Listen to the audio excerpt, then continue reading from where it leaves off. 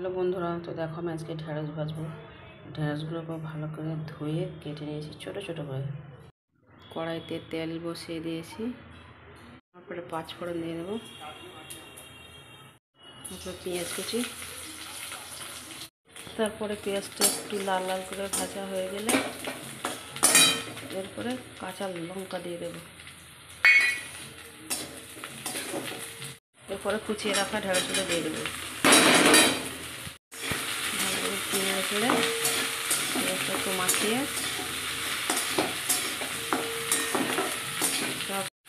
স্বাদ মতো নুন, প্রয়োজন মতো হলুদ গুঁড়ো দিয়ে এটাকে আবার ভালো করে মাখিয়ে নেব।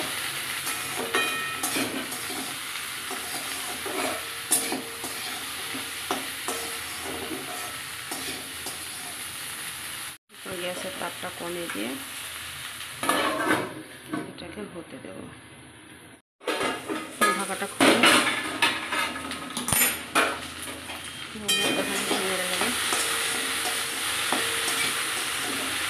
দেখো অনেকটা কমে গেছে।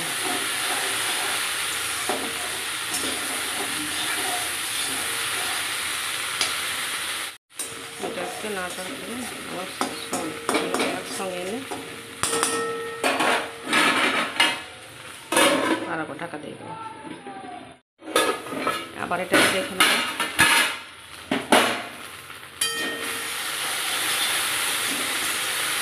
ভালোভাবে আমার হয়ে গেছে।